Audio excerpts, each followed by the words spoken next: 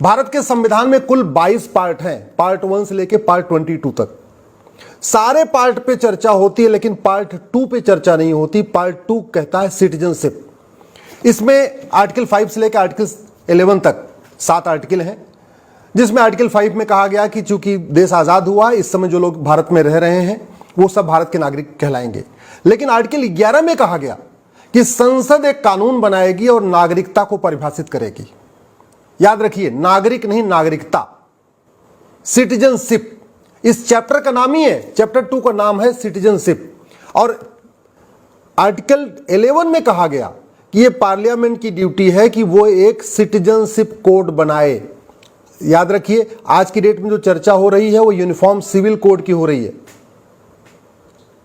मैं uniform citizenship code की बात कर रहा हूं। दोनों में अंतर है, समान नागरिक संहिता और समान नागरिकता संहिता। तो समान नागरिक संहिता पे चर्चा हो रही है, मैं समान नागरिकता संहिता की मांग कर रहा हूं। यूनिफॉर्म सिविल कोड पे चर्चा हो रही है, मैं यूनिफॉर्म सिटीजनशिप कोड की मांग कर रहा हूं और उसी की बात कर रहा हूं।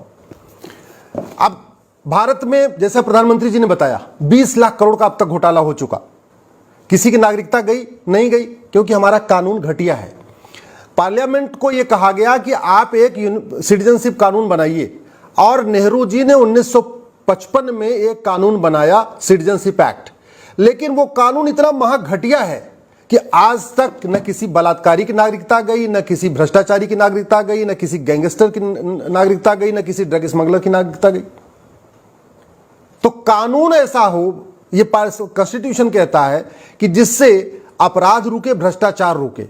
लेकिन दुर्भाग्यवश हमने भ्रष्टाचारियों की, अपराधियों की नागरिकता खत्म करने के लिए कानून बनाया नहीं।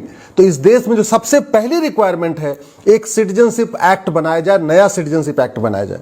उसमें क्या किया जाए? जो लोग समता, समानता, समरसता को नहीं मानते, यानी कॉन्स्टिट्यूशन के प्रियम्बल को नहीं मानते, equality, justice, liberty, fraternity, unity, integrity को नहीं मानते, डिग्निटी को नहीं मानते, उनकी नागरिकता खत्म होनी चाहिए। सीधी सी बात है। जो लोग फंडामेंटल राइट्स को नहीं मानते, आर्टिकल 14 कहता है इक्वलिटी बिफोर लॉ, आर्टिकल 15 कहता है भेदभाव नहीं करना, आर्टिकल 16 कहता है सबको समान अवसर देना, आर्टिकल 21 कहता है सबको सम्मान के साथ जीवन जीने का अधिकार है। जो लोग उसके खिलाफ है, उनकी नागरिकता खत्म होनी चाहिए।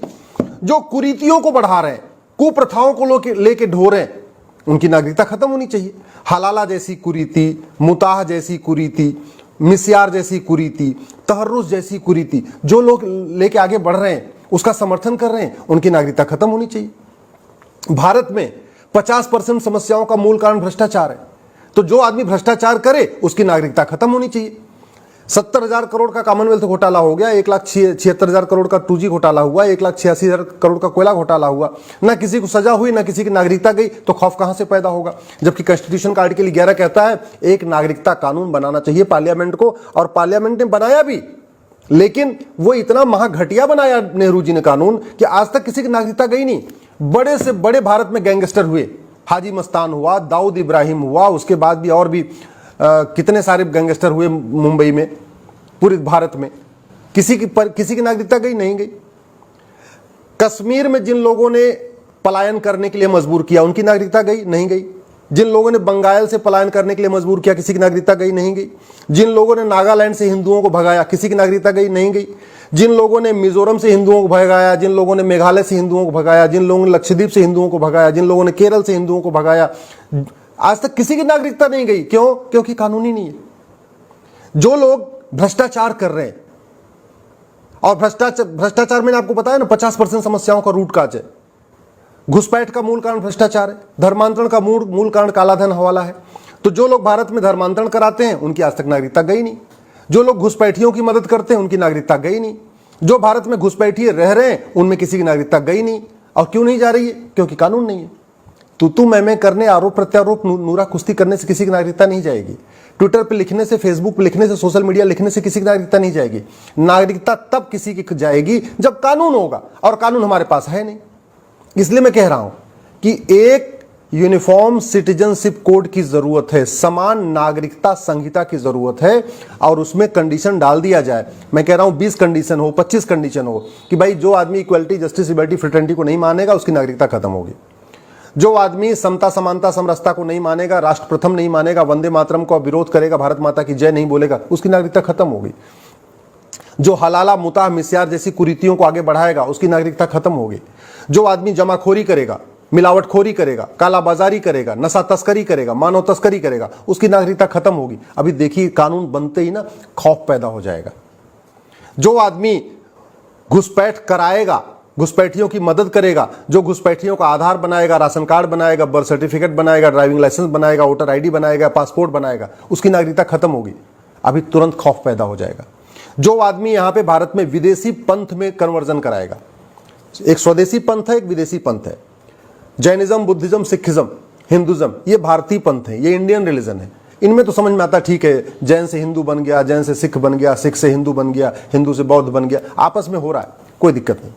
लेकिन जो फॉरेन रिलीजन में कन्वर्जन करा रहा हो, इस्लाम में कन्वर्जन करा रहा हो, क्रिश्चियनिटी में कन्वर्जन करा रहा हो, भारत जो ऐसे रिलीजन में कन्वर्जन करा रहा हो जो इक्वलिटी, जस्टिस, लिबर्टी को मानते ही नहीं है, जो ऐसे रिलीजन में कन्वर्जन करा रहा हो जो सभी इंसान को एक समान नहीं मानते, ऐसे रिलीजन में कन्वर्जन करा रहा हो जो महिला पुरुष को एक समान नहीं मानते, ऐसे रिलीजन में कन्वर्जन करा रहा हो जो नफरत फैलाते हैं, जो कहते हैं कि केवल हमारा ही मजहब अच्छा है, बाकी सबका मजहब बेकार है, ऐसे रिलीजन में कन्वर्जन करा रहा हो जो कह रहा हो कि नहीं, जिसकी इबादत मैं करता हूं बस उसी की इबादत होनी चाहिए, दूसरे की इबादत हो ही नहीं सकती।